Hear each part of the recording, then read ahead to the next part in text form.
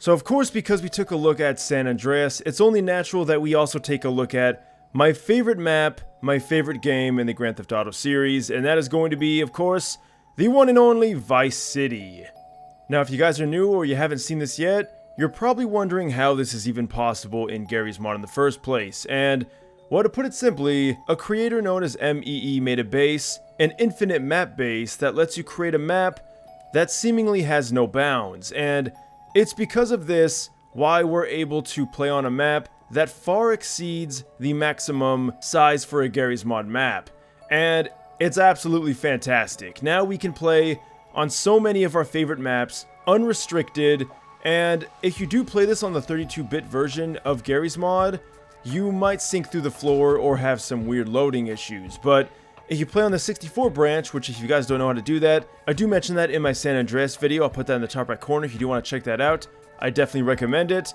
And this is going to be seemingly a step down, because obviously the map of Vice City is not nearly as big as San Andreas, but it still holds a special place in my heart. Let's go ahead and go over some of my favorite parts of this map, and some of the good memories I've had with GTA Vice City. So of course we gotta talk about it, the Ocean View Hotel. This is going to be your first base of operations, I guess you could say, or your first safe house, and this is really where the game starts. Now, I gotta say, it was kinda hard to find it because, well, this map looks a little strange without all the neon lights and the 80s Miami aesthetic, but I think it's only fitting that we do get into a car that does kind of fit the era.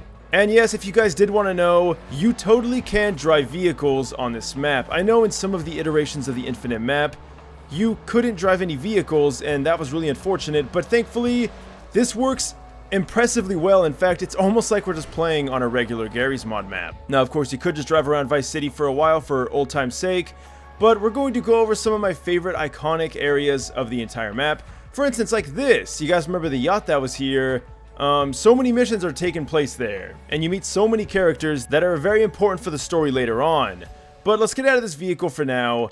Let's go ahead and take a look at some of my favorite spots. I should probably go into first person. And one of the first places has to be this mall. I don't know the exact name, but I do remember a few missions taking place here. Like, I would always find myself, it was weird. It doesn't matter what I would do. I would just be playing the game, and I would end up in this mall for some reason. So this mall has a lot of significance to me, and there is a mission where there's like a shootout that happens. I think someone like tricks you, and then it ends up being like an ambush or something. I can't remember. It's been way too long, guys, since I have actually like played this game properly. Now, you are going to notice a few stuttering issues. We did have that on the San Andreas map, but I'm happy to say they are not nearly as annoying or long. They only last for a fraction of a second. It's also important to note that the amount of RAM that this map uses is about half of that of San Andreas. So San Andreas was like 10-11 gigs. This one is only about 5 to 6, thankfully. And next up we have the Ocean View Hospital. Why? Because if you're a new player and you started playing the game when you were a kid like me, in fact, this was my first Grand Theft Auto game I ever played. I would always go over to my friend's house and he would always have it and I'd play it. I couldn't get it because it was too violent, so my mom wouldn't let me get it.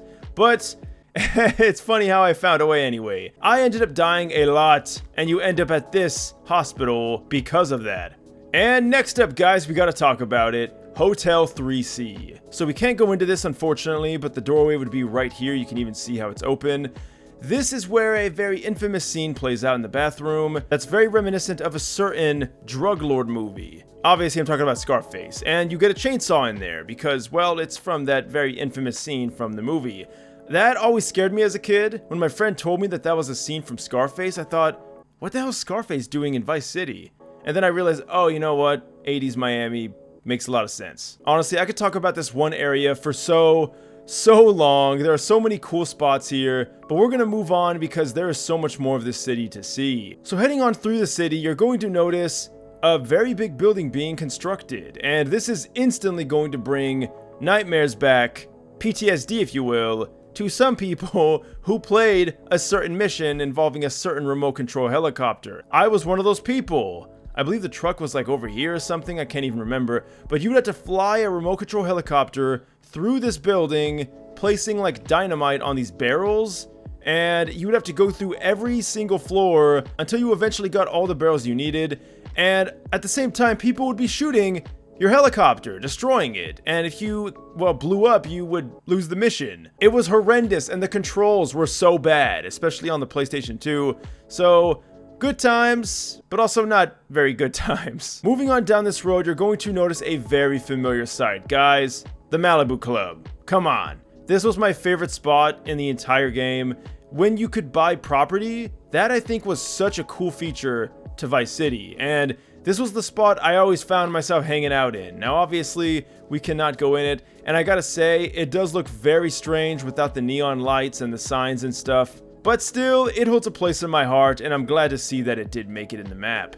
And then of course we got the Country Club, a big portion of land, and so many memories of walking along the greens, taking people's golf carts and beating them to death with a golf club. There really is nothing quite like it. Now I'm sure that I'm going to be missing a lot of great areas, but if we head all the way up north, we're going to find one of my favorite spots, the North Point Mall. When you go in this mall, the music, the jingle that plays on the radio, it almost feels like a dream. In fact, I like to think that when I'm kind of in my own head, this is where I'm at. I'm at the North Point Mall, sitting there just listening to the music, watching the NPCs go about their day. I know that's a weird thought, but for some reason it brings me peace. Anyway, a bunch of great things going on here. You can get some cool outfits, weapons, all that jazz. I'm not going to talk about every single thing about every part of this game, obviously. This is just from the memory. The Street Wannabes base. I remember this. There's like a mission where you get in like a helicopter and you have to like shoot a gun and like kill everyone on this building.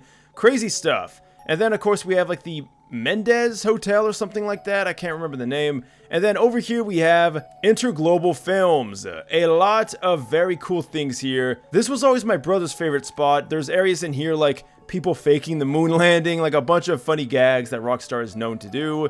And just a really cool place. Also, I think off the coast here, you could see someone with like cement on their legs. One of the many weird, quirky Easter eggs. Anyway, now we go into the big city. This is where a lot of fun stuff is. In fact, it's funny we're right here. This was always the safe house I would spawn at. I can't remember where it is. I think it's like one of these big buildings. Alright, yeah, I cannot find the safe house, but I know it's around here somewhere. And what I would do is I would end up getting a motorcycle and ramping over the ammunition. Like, that was always my favorite thing. And the cool thing is when you get back here, this is kind of like a secret area. Now, there is a mission that does take place here, I do remember. There's also a few cool ramps on the roofs to just keep it going. But the cool thing is when you get back here, you're kind of trapped. Now, I'm pretty sure there's like something blocking this. There's no way this was always open, unless I'm just crazy. But I do recall you being trapped, and the only way really out is to take this pathway, and once you jump over, you can't go back. I don't know why, but I always thought that was so cool, just finding those hidden areas. Alright, we're taking way too much time talking about this. Here it is. This is the place. And of course this. I believe if you jump into this building, you can find an actual Easter egg.